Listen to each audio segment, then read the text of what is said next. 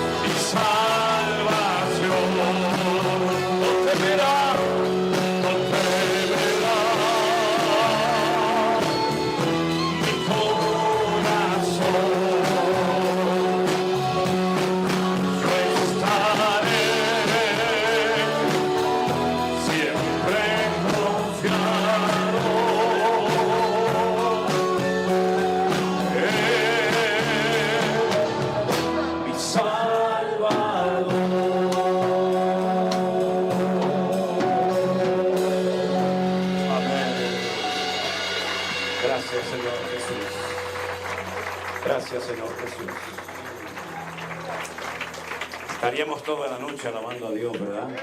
Es una maravilla alabar a nuestro Dios, y más cuando uno sabe a quién le está cantando y por qué uno le está cantando, ¿verdad? Pueden tomar asiento, mis hermanos. Dios les bendiga en esta noche, de verdad. Estamos muy agradecidos, muy contentos. ¿Te llevas la carpeta para poder apoyar la Biblia? Sí. Eso es. Eso, gracias. Ok. Gloria a Dios. Gracias, hermanos. Me alegro muchísimo, de verdad, de todo corazón, de poder verles. Ayer también tuvimos una reunión muy hermosa.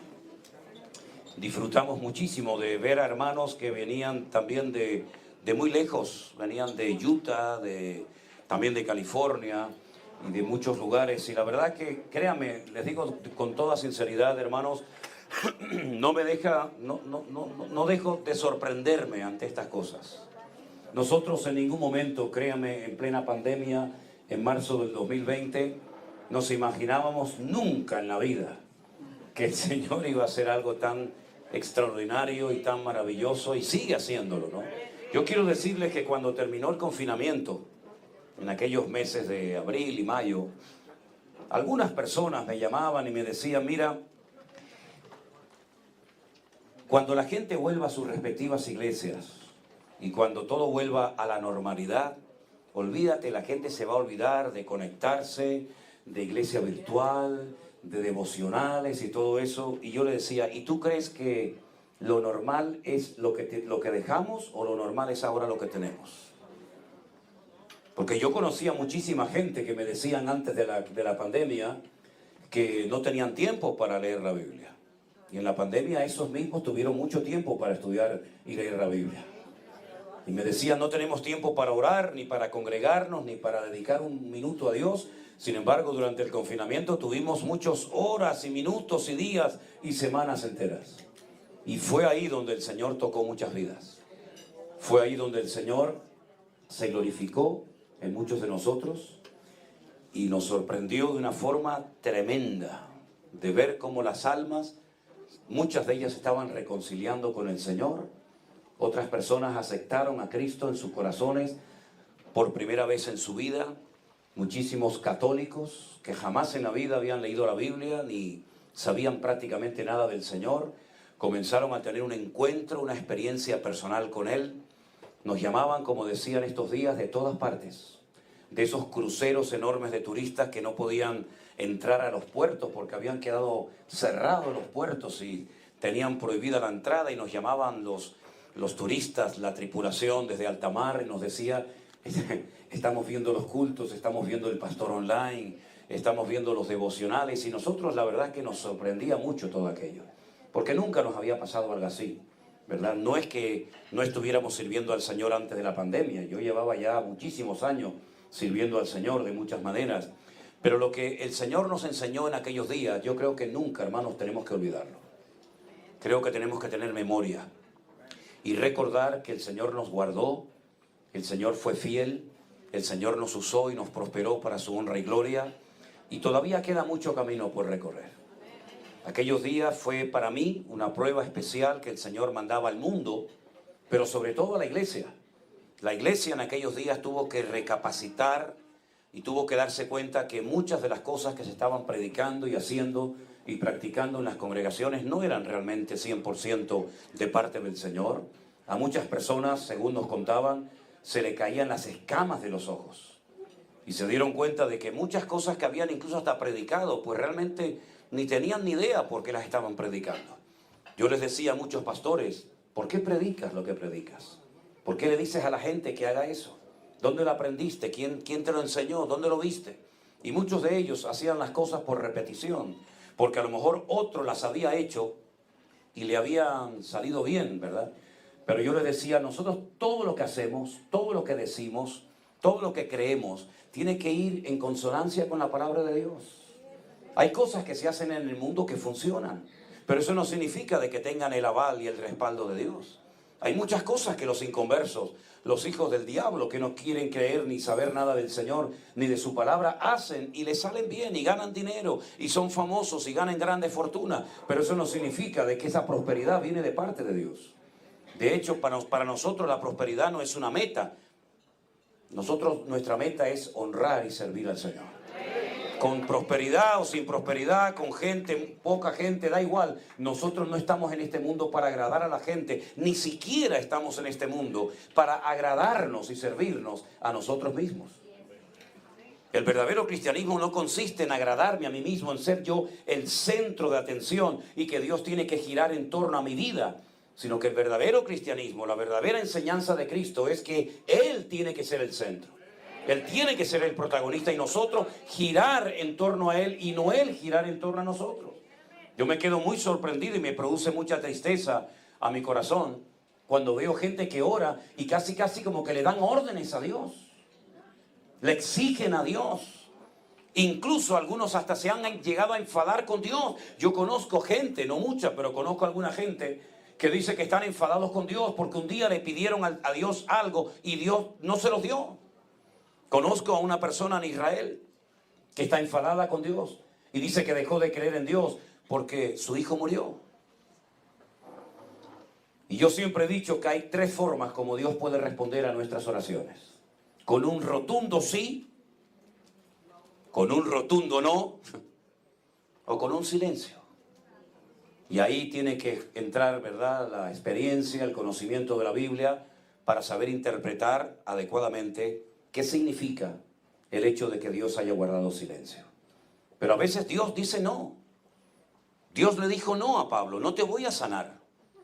Ya sé que tienes fe, ya sé que eres un hombre muy utilizado en mi reino, en mi obra. Has ido por muchas partes del mundo, has extendido mi palabra, has establecido iglesias, has llevado mi palabra a lugares donde nadie había ido, has levantado y preparado obreros. Está bien, pero esa situación, ese problema, ese aguijón que tienes en tu vida, aunque me has rogado por él, no te lo voy a quitar. Es más, te voy a enseñar a que te goces y te regocijes en medio de esa dificultad física que nadie puede saber exactamente en qué consistía. Claro que Dios puede responder con un no, por supuesto que sí. Y claro que podemos orar por un hijo y el Señor decidir llevarse a ese hijo a su presencia. Claro que sí, por supuesto. Y claro que podemos orar por un negocio y el Señor decir, no quiero que sigas con ese negocio, sino que te dediques a otra cosa y te cierra las puertas y probablemente te abra otro. Claro que sí. ¿O es que Dios te tiene que pedir permiso a ti y a mí para hacer su voluntad y traer a nuestra vida lo que Él tiene para nosotros? Dios no tiene que pedirle permiso a usted, ni a mí, ni absolutamente a ninguno de nosotros.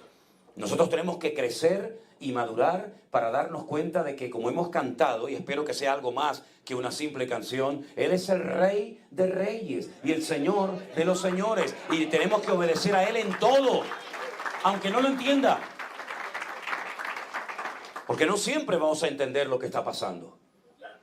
Yo les decía en estos días a los hermanos, perdone que dedique unos minutos a esto, no quiero extenderme demasiado, pero cuando nos vino esta prueba tremenda a nosotros el año pasado, justamente en el mes de diciembre con nuestra hija pequeña, con Miriam, yo no estaba preparado ni como pastor, ni como padre para encajar esta prueba tremenda, donde veíamos que nuestra hija físicamente y mentalmente se iba deteriorando de una forma terrible.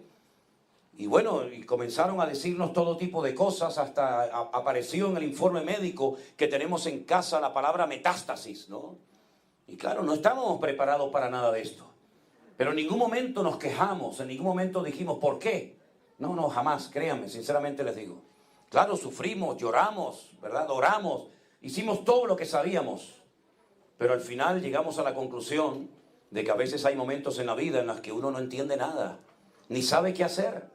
Pero entonces es en esos momentos cuando nuestro Dios viene en nuestro auxilio. Y es justamente de esto de lo que yo quiero hablar en esta noche a todos ustedes.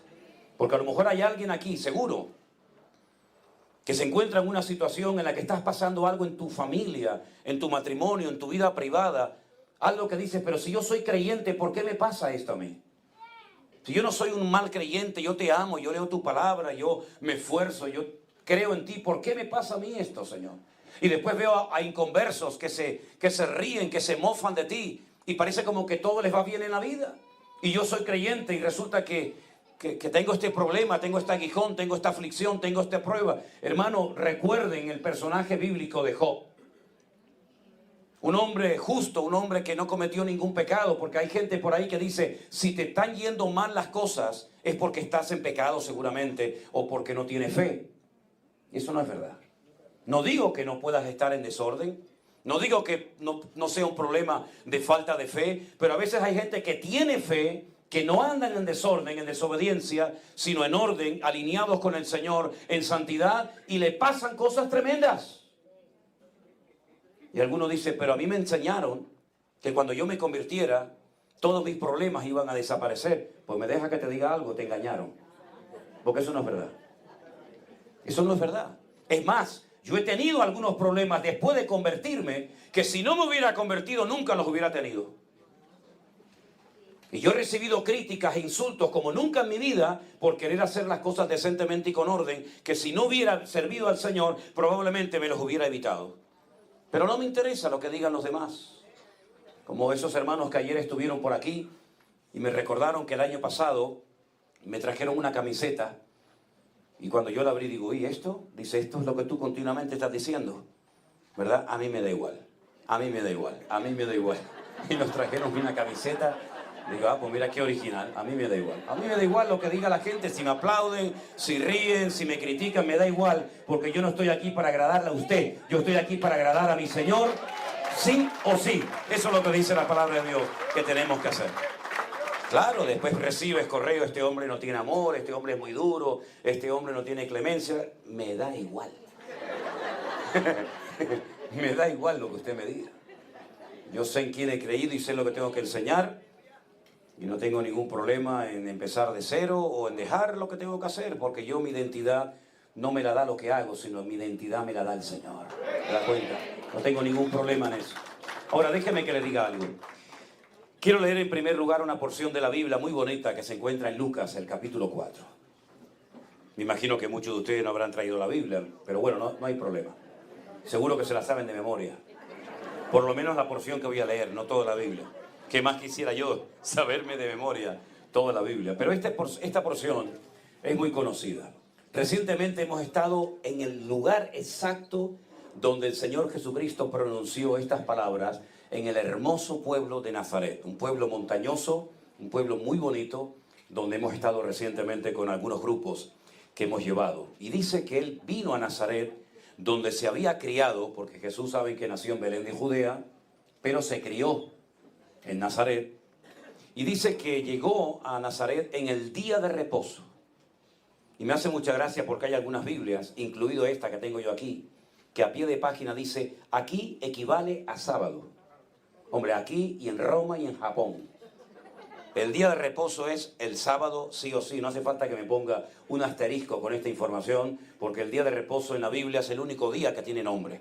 En la Biblia los días no son lunes, el culto a la luna, el martes, el culto al Marte, el miércoles a Mercurio, el jueves a Júpiter. No, eso viene de la mitología. En la Biblia los días son día primero, día segundo, día tercero, y el único día de la semana que tiene nombre es el día del Shabbat, el día del reposo. Shevet, descansa, no hagas nada, cesa toda actividad. Jesús entró en el día de reposo a la sinagoga, conforme a su costumbre, y se levantó a leer. Y se le dio el libro, más bien el rollo, el pergamino del profeta Isaías, y habiendo abierto el libro, halló el lugar en el que estaba escrito lo siguiente. Presten atención. El Espíritu del Señor está sobre mí, por cuanto me ha ungido para dar buenas nuevas a los pobres. Me ha enviado a sanar a los quebrantados de corazón, a pregonar libertad a los cautivos y vista a los ciegos, a poner en libertad a los oprimidos y a predicar el año agradable del Señor. Enrollando el libro, lo dio al ministro y se sentó, y los ojos de todos en la sinagoga estaban fijos en él. Y comenzó a decirles, hoy se ha cumplido esta escritura delante de vosotros. Este es el propósito principal por el que el Señor Jesucristo vino a este mundo hace 2000 años. No vino a traer una nueva religión. De hecho, Jesús no es representante de ninguna religión, ni siquiera del cristianismo. El Señor Jesucristo vino a lo que hemos leído en esta noche, a sanar a gente con heridas en su corazón, en su parte emocional, en su alma, si lo prefiere, a pregonar libertad a la gente que se encuentra cautiva, a libertar a los oprimidos, etcétera, etcétera. A esto vino el Señor Jesucristo. Durante 3 años recorrió todas las sinagogas de su país, sanando enfermos, echando fuera demonios, haciendo milagros que ningún profeta del Antiguo Testamento jamás había hecho. Pero sobre todas las cosas, Él vino para que el hombre volviera a tener la posibilidad de reconciliarse con ese Dios con el cual se peleó desde los días de Adán y Eva en el jardín del Edén. El hombre se desconectó de Dios. El hombre salió de la cobertura, del gobierno de Dios. Prefirió hacerle caso a las mentiras y a las propuestas que Satanás le presentaba. Desde ese momento el hombre quedó como una especie de barco, sin timón, a la deriva. Entraron una serie de rituales, las ceremonias de los sacrificios, de los holocaustos, etc. Pero jamás el hombre volvió a recuperar en lo que llamamos Antiguo Testamento aquella comunión tremenda que llegó a tener en el principio Adán y Eva. Por eso tiene que volver el Señor Jesucristo o venir a este mundo por primera vez para enseñarle al hombre el verdadero camino, para volver a llevarlo al corazón del Creador y para que el hombre pueda recuperar en Cristo, que es el segundo Adán, como dice el apóstol Pablo en la carta a los Romanos, lo que el primer Adán perdió por su pecado y por su desobediencia. Pero para poder llegar el hombre otra vez a poder tener comunión con Dios, tiene que entrar en un proceso arduo y largo y costoso, que significa ser restaurado, ser renovado, ser libre de tantas ataduras y mentiras y tradiciones y cuentos y mitos que hemos creído a lo largo de la historia, ¿verdad? Es como ese polvo que se pega al pie del caminante y hay que lavarlo para quitarlo. El Señor Jesucristo nos enseña en su palabra que en los peores momentos de la vida del hombre es cuando Él hace acto de presencia. El Señor Jesucristo no vino en el mejor momento en la historia del pueblo de Israel, sino que vino en un momento en el que el imperio romano, que era un imperio terrible, esa gente la palabra amor, la palabra compasión, la palabra misericordia no la conocían, eran terribles. Ellos dominaron desde España, toda Europa, hasta el Oriente Medio y todo lo que es lo que se conoce hoy en día como el Magreb, todo lo que es el norte de África, un vasto territorio, y a base de crucifixiones y a base de espada y a base de guerras, humillando y pisoteando a los pueblos, extendieron su reino por casi 1000 años. Fue el imperio más longevo de la historia, hasta que finalmente, como saben ustedes, se dividió en dos: Oriente, Occidente, Roma, Constantinopla, pero eso es otro asunto. La cuestión está en que el Señor Jesucristo nace en el peor momento de la historia del pueblo de Israel, cuando no tienen libertad. Pocas veces realmente tuvieron libertad genuina y verdadera, pero nace en un momento en el que el imperio romano domina el mundo. Nace en un momento en el que hay millones de seres humanos que son esclavos, que son los que trabajan, que son los que pagan impuestos al imperio, mientras que los romanos vivían la gran vida. Ellos no pagaban impuestos, ellos solamente era disfrutar, beber, borracheras, orgías, viajes, etcétera, etcétera, y el mundo trabajando para ellos durante casi, repito, 1000 años. Y es en ese momento cuando viene el Señor Jesucristo. Y el pueblo de Israel esperaba que viniera un Mesías, un Salvador que venciera, que derrotara y humillara al imperio romano y volviera a establecer la monarquía con los reyes como tuvieron antaño, ¿verdad? Saúl, David, Salomón, Roboán, Jeroboam, etcétera, etcétera. Pero el Señor Jesucristo dejó bien claro que Él no venía para romper un sistema, digamos, político de la época. El Señor no vino para romper el imperio romano. El Señor no vino para establecer una nueva religión. El Señor vino para romper ataduras de tipo espiritual que atan y esclavizan al ser humano, igual que las cadenas de hierro. Porque Él sabe perfectamente que hay gente que aparentemente están bien, pero por dentro están destruidos y son esclavos. Hemos visto muchos esclavos en estos días en las calles de Las Vegas. Esta mañana estuve también con un muchacho pidiendo dinero en una autopista. Y me acerqué a él y cuando le miré a la cara digo, estos son los esclavos del siglo XXI. Estos son los esclavos que aunque viven en América, son más esclavos que los esclavos del siglo I bajo el imperio romano. Personas que destruyen su vida, personas que fueron niños hermosos y bebés preciosos, que aprendieron a decir papá y mamá cuando eran niños, pero muchachos que han ido deteriorando su vida y tú los ves totalmente destruidos en todos los áreas de su vida, espiritualmente, mentalmente, físicamente, y viven peor, créame, peor que animales. Y para eso vino el Señor Jesucristo a este mundo, para dar libertad a estas personas que tienen complejos, que tienen ataduras, que tienen cosas terribles espiritualmente hablando, que no se van con el tiempo, sino que a veces se incrementan y se agravan con el paso del tiempo. A un lado, cuando caminaba, veía esos casinos donde la gente viene a probar fortuna. Y a mano izquierda me paré en una casa que era espiritista y santera. Estuve a punto, créanme, estuve a punto de tocar a la puerta. No para que me leyera las cartas, ni mucho menos. Yo se las leería a ella. Le leería la carta de las cartas, el libro de los libros, que es la Biblia, la palabra de Dios. Pero no lo hice. No sé si lo haré antes de que me vaya. Pero lo que está bien claro, que esos esclavos buscan libertad, algunos en la droga, otros en el alcohol, otros en los casinos de juego, otros en el mundo de la magia, de la brujería, del tarot, de tantas cosas, pero no son esclavos, no son libres los esclavos. ¿Por qué? Porque el único que puede traer libertad totalmente es nuestro Señor Jesucristo. Ahora, cuando peor está la situación, yo veo en la Biblia que es cuando más Dios actúa. Miren, por ejemplo, el pueblo de Israel en Egipto. Aquella época dorada cuando José era el segundo de a bordo, una de las personas más influyentes y poderosas del mundo después del faraón, y él manda a venir a su familia y les da la mejor tierra de Egipto, la tierra de Gosén, y son felices y tienen influencia en la tierra. Aquella época dorada se terminó y Egipto se terminó convirtiendo en una gran jaula de oro donde ya no podían salir, estaban privados de libertad. El nombre o la palabra o el país de Egipto en hebreo es Mitzrayim, y se escribe con una M que es abierta, pero termina con una M que es totalmente cuadrada y ya no puede salir. Y es que eso es Egipto. Es algo que atrae a la gente. Siempre hay trabajo en Egipto, siempre hay agua en Egipto, siempre hay comida en Egipto, pero cuando ya estás dentro de Egipto, el faraón te esclaviza, te robotiza, no te das cuenta, porque te da lo que a la carne le gusta, pero finalmente te terminas convirtiendo en un esclavo del sistema de faraón. Y hoy en día hay muchos faraones, y hoy en día hay muchos sistemas que son exactamente igual o peores que el tiempo de faraón y los tiempos de los romanos. Y cuando todo aquello se terminó y se convirtieron en la mano de obra barata y esclavos de Egipto, es cuando el Señor mandó un libertador, que fue Moisés. ¿Quién podía salir de allí? Nadie. Aquello era una cárcel, allí no salía absolutamente nadie.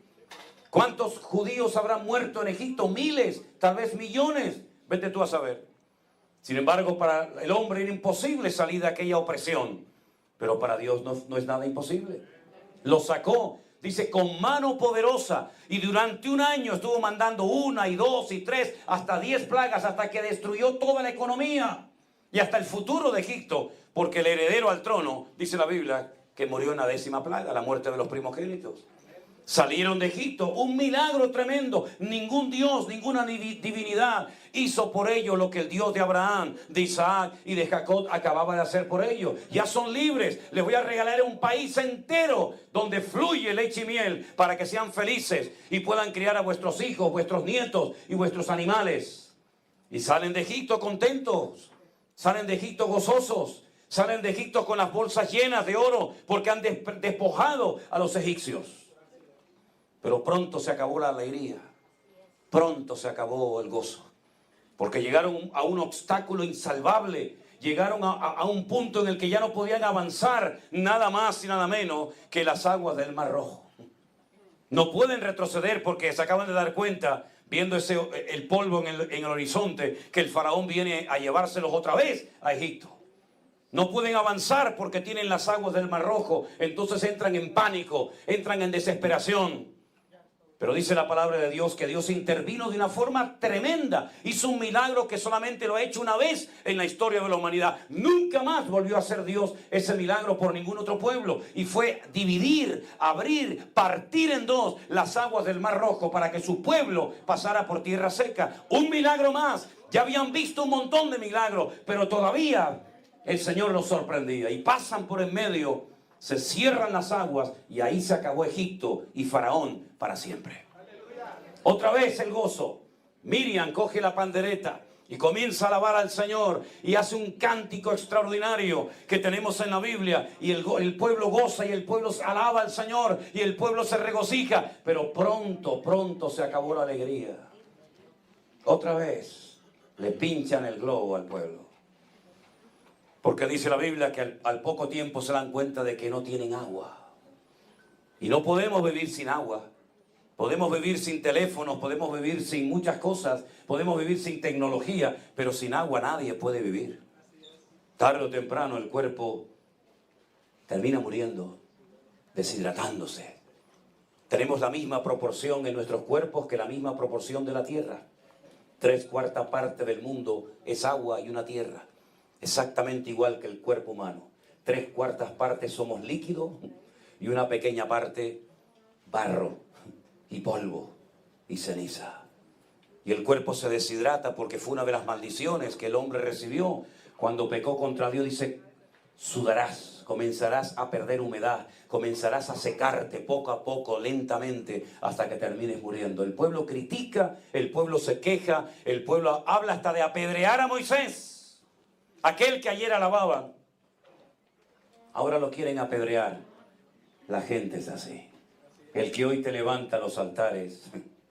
mañana te crucifican y piden tu cabeza. Por eso ni tienes que creerte un Dios cuando estás en lo alto, ni tienes que creerte un fracasado cuando estás en lo bajo, porque tu apoyo no viene de aquí abajo, tu apoyo viene del Rey de Reyes y Señor de los señores. A Él sea la gloria y la honra por los siglos de los siglos. Amén. El Señor abrió rocas, salían agua de piedras. Algo que es increíble. Y al poco tiempo querían pan y Dios mandó el maná. Y al poco tiempo querían carne y el Señor mandó las codornices. Y durante 40 largos años el pueblo de Israel estuvo cuidado, mimado, protegido 24 horas al día por el Señor. Ustedes saben que durante el día en el desierto hay un calor terrible. Y el Señor era como una sombra, como un paraguas gigante que cubría más de 2 millones de personas. Y estaban bajo esa sombra. Bajo la sombra del Altísimo se cobijaban. Pero por la noche el desierto se convierte en un lugar tremendamente frío. Y entonces había una columna de fuego que calentaba a toda la nación para que nadie muriera ni de calor ni de frío durante la noche. Ese es nuestro Dios. El Dios que cuando más difícil está la situación es cuando Él viene a nuestro favor a redimirnos, a salvarnos y a sorprendernos. Y podemos hacer un recorrido de horas, créame, de días. Podríamos estar aquí dentro semanas enteras, hablando de todas las veces que Dios intervino en la vida de un pueblo, en la vida de una familia o de una persona, cuando ya estaban con la soga al cuello, con el agua arriba, y el Señor venía y actuaba. Miren, por ejemplo, a Daniel en Babilonia. Lo lanzan dentro de un foso lleno de leones. Seguramente hambrientos. Y dice la palabra de Dios que él no quiso dejar de orar.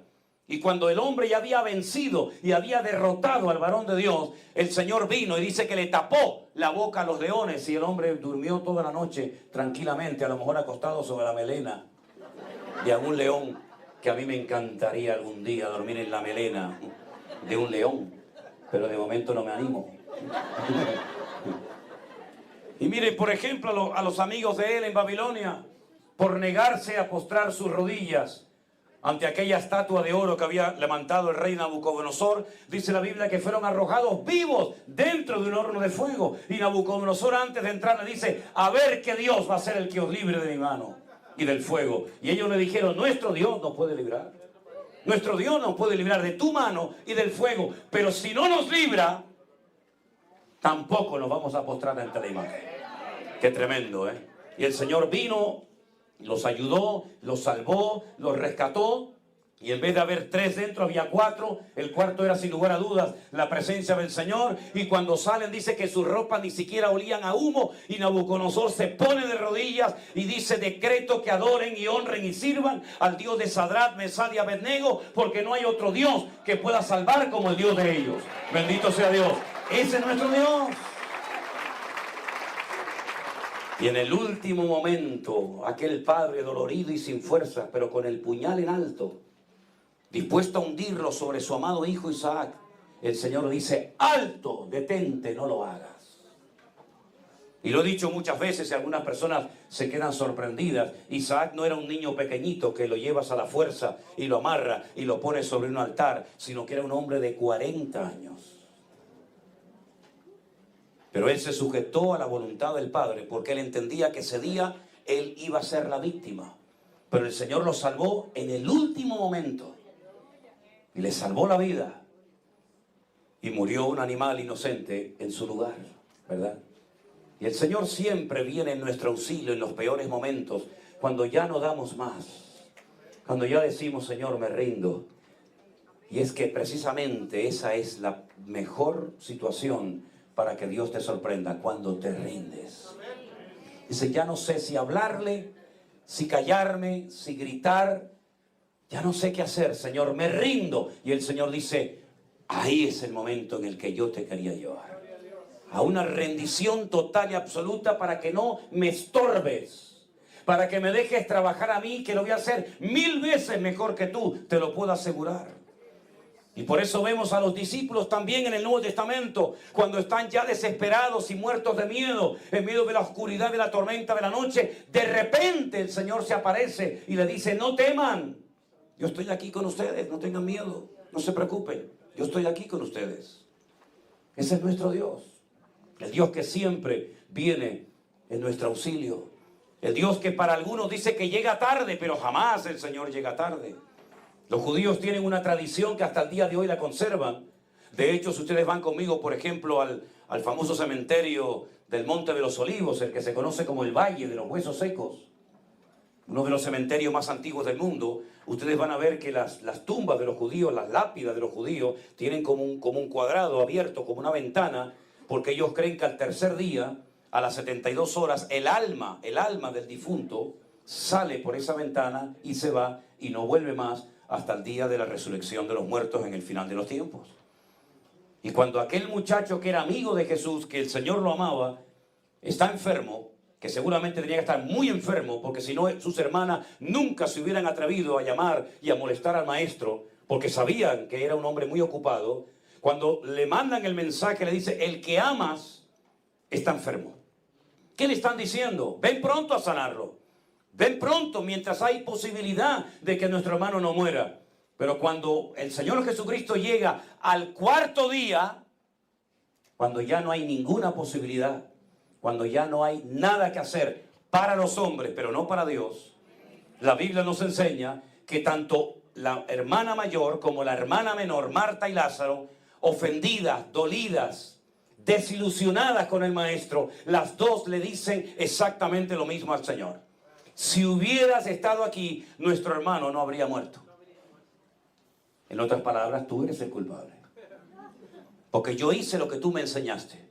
Buscarte, pedirte que vinieras, pero no viniste. Nos has fallado. Y hay gente, y puede ser que alguien esta noche diga, pues yo me siento identificado con esas mujeres porque yo clamé a Dios y no me ha escuchado hasta el día de hoy. Y el Señor Jesucristo, cuando llega a la casa de Marta y de María, le dicen, tranquilas chicas, no se preocupen. Quiero decirles que tienen delante de ustedes al que es la resurrección y la vida. Y el que cree en mí, aunque esté muerto, vivirá. Y entonces ellas, que son conocedoras de la Torá de Moisés y que saben las Sagradas Escrituras, le dicen al maestro, yo sé que mi hermano resucitará, pero no hoy, no ahora, sino en el día postrero.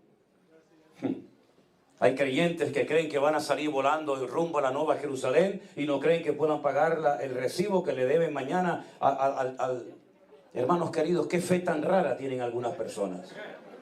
Dijo el Señor, vamos al cementerio. Y parece como que lo están tratando de desanimar. Le están tratando de dar consejos de, Señor, no vaya, porque si quitas la piedra va a salir un olor terrible, porque mi hermano hace 4 días que ha fallecido y seguramente ya está en un proceso avanzado de descomposición.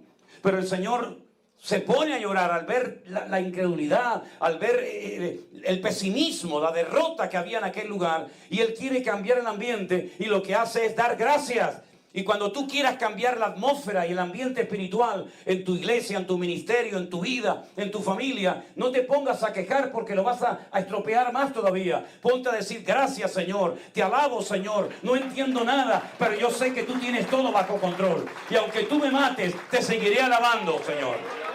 Y entonces el Señor llama a Lázaro y Lázaro salió fuera dando brincos.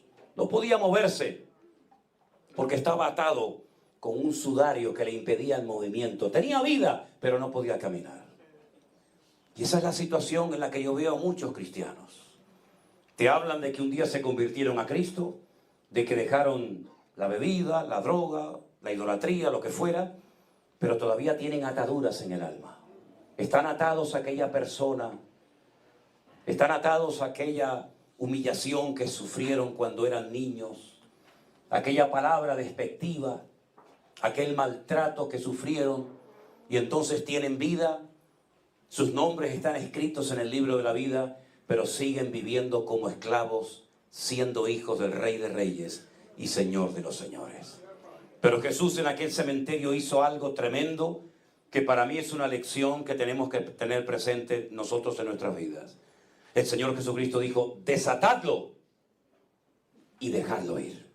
Él no puede ir por la vida en esa condición, porque aunque yo le he dado vida y yo lo he resucitado y ya no es un cadáver, ya no es un muerto, No puede moverse, no puede actuar, no puede hacer una vida normal. ¿Por qué? Porque está atado por las vendas, por el sudario y por todas las cosas que ustedes le pusieron para que estuviera dentro de ese sepulcro. Y el mundo lleva años tratando de meternos ataduras y tratarnos de meternos miedo en el cuerpo para que no vivamos una vida de libertad, como dijo el Señor, para sanar a los quebrantados de corazón, para dar libertad a los cautivos, para dar libertad a los oprimidos y para darle vida en abundancia a su pueblo y a sus hijos. Por eso, mis queridos hermanos, ¿cuáles son tus ataduras hoy como cristiano? No hablo cuando eras inconverso. No hablo cuando eras un pecador y estabas metido en tus vicios y en tus pecados. Yo no hablo de eso. Yo hablo de cuáles son tus ataduras hoy. Porque hay ataduras que no se ven, pero hay heridas tan profundas que a veces le impiden a una persona alabar a Dios, gozarse con los demás. Entonces ves a los demás que se gozan y crecen y maduran y tú dices, yo llevo toda la vida en la iglesia, me crié en el Evangelio, conozco la palabra de Dios, pero no tengo el gozo que ustedes tienen. Y entonces te pasa lo de aquel salmista que decía en uno de sus salmos, Señor, saca mi alma de la cárcel para que alabe tu nombre. Hay una cárcel tenebrosa y terrible que es la de la falta de perdón. Cuando tú te niegas a perdonar, tú no puedes gozarte en el Señor. Porque una persona que no perdona, aunque tenga motivos para no perdonar, humanamente hablando, es una persona que es una esclava. Y no puede tener el gozo del Señor, porque es una persona amargada por algo que le hicieron, por algo que le dijeron, tal vez hace años, por medio de una persona que a lo mejor hasta ya murió y no está hoy en día con vida, pero te dejó marcado para toda tu vida. Y hasta que tú no perdones, no digo olvidar, porque nosotros no tenemos la capacidad de olvidar una humillación o una palabra. Solamente Dios perdona y olvida. Nosotros podemos perdonar, pero olvidar no, porque mi mente todavía, gracias a Dios, funciona. Pero por lo menos perdonar para que no siga siendo un esclavo y esa herida cicatrice y la puedas enseñar como Jesús enseñó sus heridas y le dijo, mirad mis manos y mis pies. Él fue herido, Él fue maltratado, Él fue rechazado y humillado, pero Él cuando enseña heridas, no son heridas sangrantes, son heridas que tienen cicatrices, porque el hombre te hará daño, pero el Señor sana con su presencia las heridas de tu corazón y de tu alma. Bendito sea Dios. Así que perdona para que puedas ser totalmente libre. Hay personas que vienen marcadas a veces desde su más tierna infancia. Y esas son las ataduras que muchas veces impiden el crecimiento espiritual de la gente. Hemos conocido en estos casi 3 años que han pasado ya desde aquellos días del confinamiento, de la pandemia, a muchas personas que dejaron de congregarse. Conocí en México una señora que hacía 20 años que no se congregaba. Hemos conocido a personas con 10, 15, 18, 20 años, y a una persona que llevaba 40 años sin congregarse. La conocí en el Monte de los Olivos en Jerusalén, porque se congregó de niña en una iglesia y le hicieron algo muy feo que la marcó como mujer por parte de alguien que tenía que haber sido un ejemplo para su vida, y también a su hija le hicieron algo terrible. Y durante 40 años no quiso saber nada de Dios, ni de Biblia, ni de iglesia, ni de pastores, ni de nadie. Estaba herida por alguien que había muerto hacía años, pero que la dejó marcada de por vida. Y subiendo el Monte de los Olivos, esta señora se me acerca, me escucha dar una explicación por allí y me dice, ¿me podría juntar a tu grupo? Y precisamente yo tenía una plaza libre. Y le dije, venga con nosotros. Viajó con nosotros, escuchó las explicaciones, vio el país, etcétera, etcétera. Y la última noche, los que han estado allí conmigo saben que tenemos una reunión no solamente de despedida, sino para tomar testimonios de cómo se han sentido, de cómo han vivido la experiencia de viajar por Israel. Y esta señora levantó la mano y dijo, 40 años de mi vida los he pasado fuera de Cristo, por cosas que me marcaron para toda mi vida. Pero quiero decirles que en este viaje yo me he reconciliado con el Señor y he vuelto a sentir el fuego del Señor Jesucristo en mi corazón, porque he perdonado, y la persona que perdona no es un esclavo, sino es una persona libre que puede caminar todos los días de su vida de gloria en gloria, de victoria en victoria y de bendición en bendición en el nombre del Señor. Así que hágalo lo antes posible. Y así podríamos enumerar muchas cosas que atan y esclavizan la vida de las personas.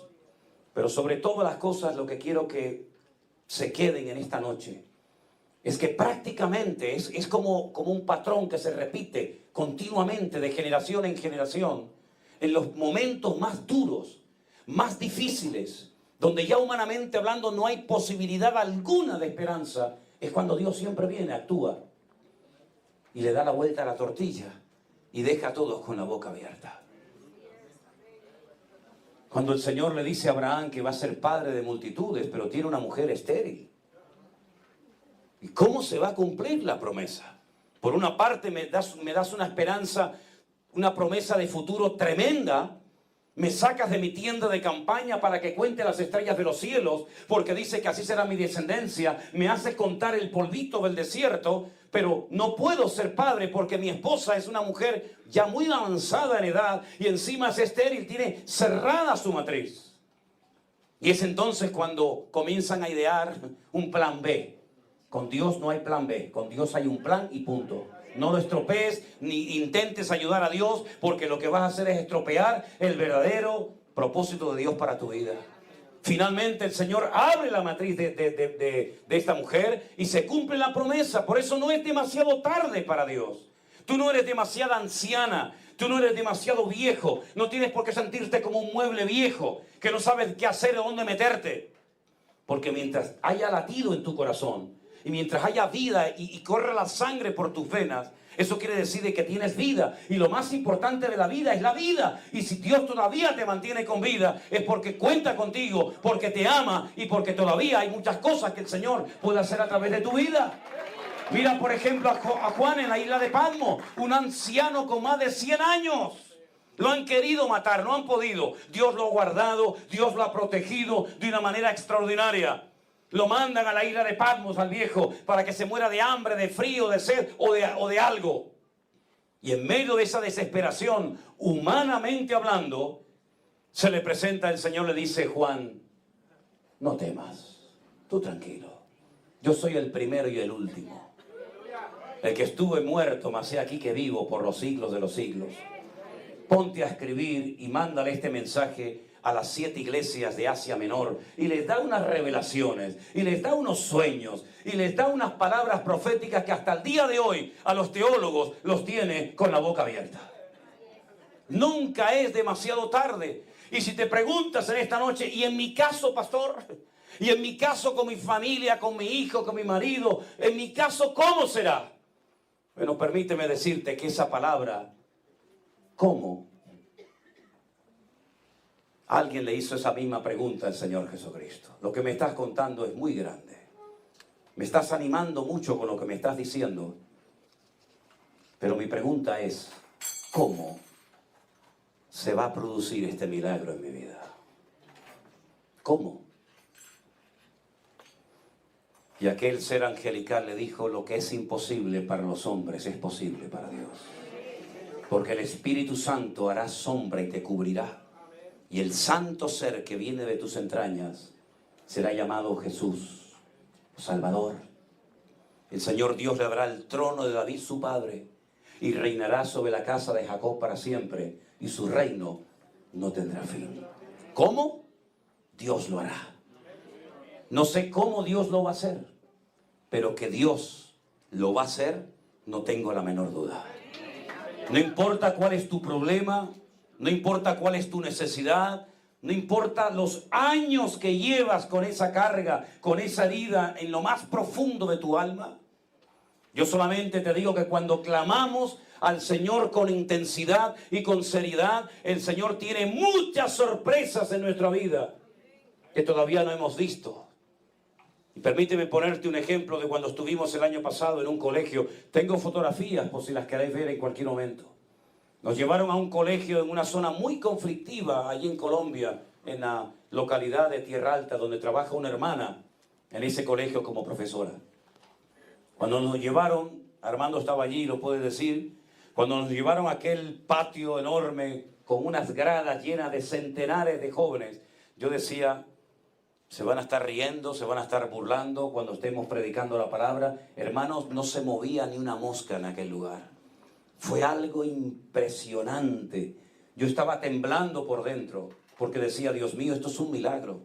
Que estos jóvenes, con el pasado y con la vida que llevan, estén tan silencio como petrificados, pegados a sus bancas, escuchando la palabra.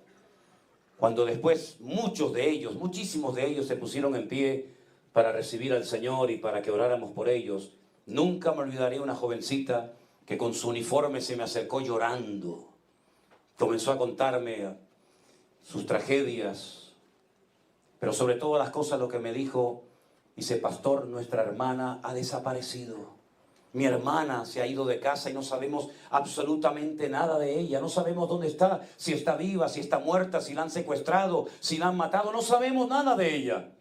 Y le dije, tú hoy has aceptado, tú hoy has recibido al Señor Jesucristo en tu corazón. Luego Él ya está dentro de ti, Él ya te va a escuchar exactamente igual que a mí o a cualquier hijo tuyo de Dios. Por lo tanto, lo que tienes que hacer es cuando llegues a casa, entras en tu habitación, te pones de rodillas y oras y clamas al Señor con toda tu fuerza para que aparezca tu hermana. Y ahí quedó la conversación. Esa misma noche teníamos en nuestra iglesia allí culto. Y yo estaba en la puerta recibiendo a la gente. Y entonces veo que esta niña viene, muy bien arregladita, con una señora y me dice, vengo esta noche al culto, a la iglesia, con mi mamá. Le dije, qué bueno, gloria a Dios. La saludé, le di la bienvenida y la niña empieza a llorar. Y me dice, pastor, cuando llegué a mi casa hice lo que usted me dijo. Me puse de rodillas, me puse a orar pidiendo por la vida de mi hermana, que hacía meses, mucho tiempo, que no sabíamos nada de ella. ¿Y sabe lo que pasó? Apareció por nuestra casa después de un montón de tiempo. Y le dije, ese es nuestro Dios. El Dios que dice, pide y recibe. Busca y halla, llama y se te abrirá. Ese es nuestro Dios. Denle un fuerte aplauso a Él en esta noche, mi querido hermano. Dios nunca te va a defraudar. Nunca, jamás el Señor hará oídos sordos a tu oración, porque dice la Biblia que Él tiene oídos y oye, tiene boca y habla, y tiene ojos y nos observa. No ponga su mirada en mí, yo soy exactamente igual que cualquiera de ustedes. No ponga su confianza en ningún pastor. No idolatren a la gente. No estén mirando a la gente como si fueran algo especial. No, no, no, yo no soy nada especial. Me puse el uniforme esta noche, pero estoy deseando quitarme todo esto. Yo no he visto así habitualmente, pero bueno, digo, voy a ponerme un poquito decente. Pero no pongan su mirada en nosotros. Por favor, no los echen a perder ustedes. Pongan su mirada y su confianza en el Señor. Él nunca te va a defraudar. Cierra tus ojos ahí donde estás. Por favor, hermana, amigo, cierre sus ojos en este momento. Y presente sus problemas al Señor, sus necesidades, sus hijos, su matrimonio, tal vez en crisis. Tal vez desapareció el amor hace mucho tiempo. Tal vez ya lo da por perdido. Pero tenemos un Dios de milagros, se lo recuerdo, Tenemos un Dios que no ha cambiado, que es el mismo ayer, hoy y por los siglos. Tenemos un Dios que todavía tiene la capacidad de sorprendernos y de mostrarnos su gloria y su poder. No te deprimas ni te quejes pensando que tu problema es tan grande que ya Dios se ha olvidado de ti. No, eso es mentira. Son mentiras del diablo que te quiere meter en la cabeza, haciéndote creer que ese hijo nunca va a volver, que ese problema nunca se va a solucionar, esa puerta nunca se va a abrir. No digas eso. La última palabra, quien la tiene siempre es nuestro Dios. Y por eso en esta noche yo le pido a cada uno de ustedes, pongan su vida y su confianza solamente en Dios. El único que puede salvarle, sanarle, libertarle, restaurar su vida. No tire la toalla pensando que ya no hay nada que hacer. Sí, todavía Dios tiene la última palabra. Él no ha perdido el control, mi hermano y mi amigo. Ahí donde estás, dile: Señor, ayúdame, Señor, a creer que tú vas a hacer un milagro en mi vida, en mi familia, Señor. Ayúdame. Rey de reyes, señores, señores. Ayúdame a creer, Señor, de que tú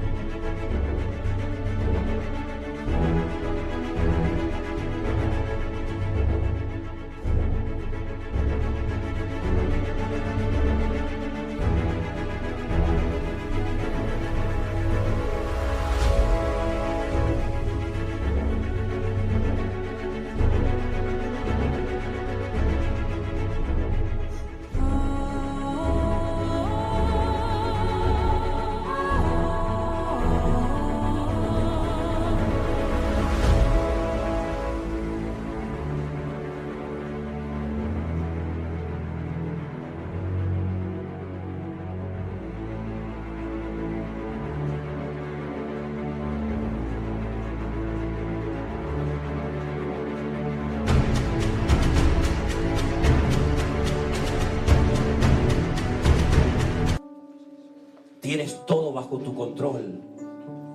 Y yo voy a ver tu gloria en mi vida, Jesús Santo.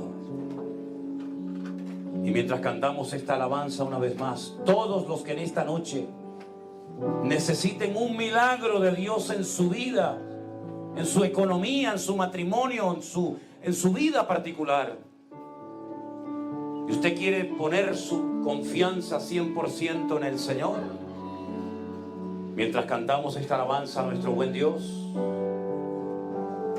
si usted quiere poner esa confianza en Él solamente, usted se va a poner de pie y va a comenzar a decirle: gracias, gracias, gracias, porque voy a ver tu gloria en mi familia una vez más. Aleluya. Gracias, mi amado Señor del cielo. Aleluya.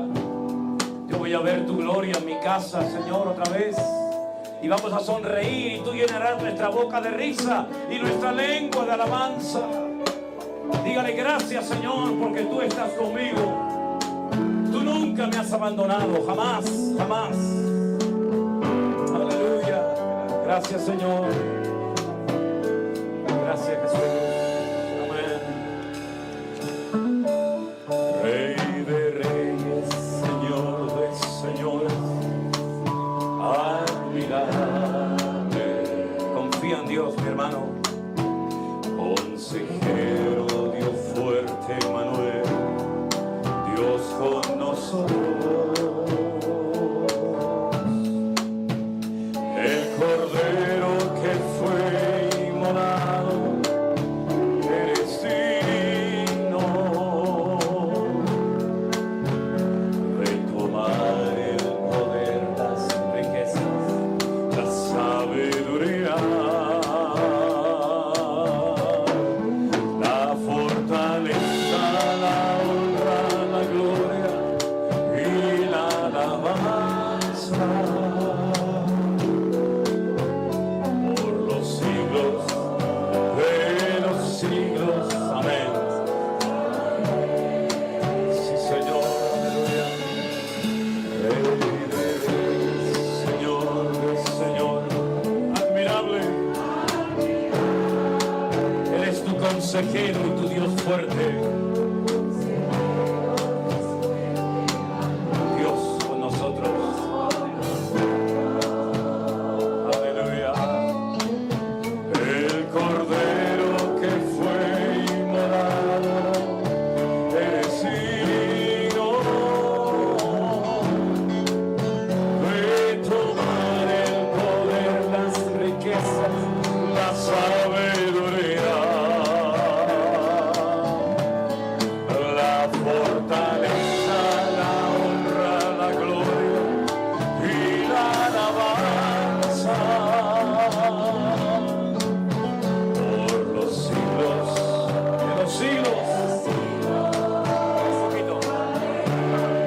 Cántelo fuerte conmigo en esta noche, mi hermano. ¡Vamos!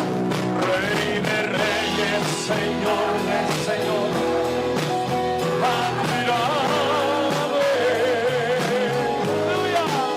Consejero, Dios fuerte, Manuel, Dios con nosotros.